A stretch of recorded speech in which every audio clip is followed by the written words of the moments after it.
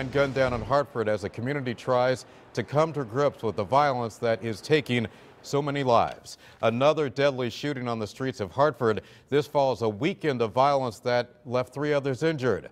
So now city officials are talking about reducing violence and keeping the community as safe as possible.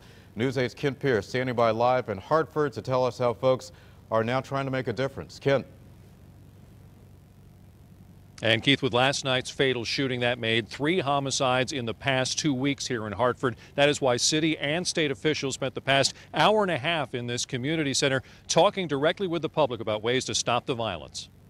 It was standing room only in this North End Community Center, and folks heard top city and state officials talk about violence. They heard Hartford's police chief say things are getting better. In 2011, we were on a pace to have over 200 people shot, and we've reduced that. It just seems bad recently after a pregnant 21-year-old from East Hartford was shot and killed in a car driving down a street in the North End 2 weeks ago, and a 39-year-old man from Cromwell was shot and killed in the Frog Hollow section last week. And just last night, police followed the sound of gunfire to the North End again and found a 23-year-old man dead in the street. Bethy Giles-Smith thinks violence is getting worse, not better. We keep creating programs, but the programs that we create, the only children that are going to go are the children that have morals instilled in them. We walk right past the root of the problem. The only way we're going to do that is if we flood our neighborhoods with police officers. She got to make her point about needing more cops in the streets directly to the mayor and the governor, and this is what they said.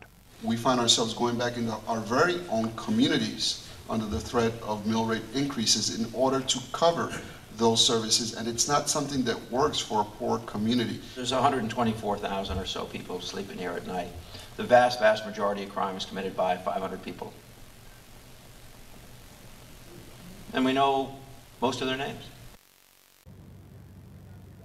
And the governor said the government can and should make life very tough for those 500 people who are committing all that crime. And if you missed it in the mayor's answer there, he talks about mill rates, which is just another way of saying that if you want more cops on the streets, there's really no way to do it without raising taxes. We're live in Hartford. I'm Kent Pierce, News 8.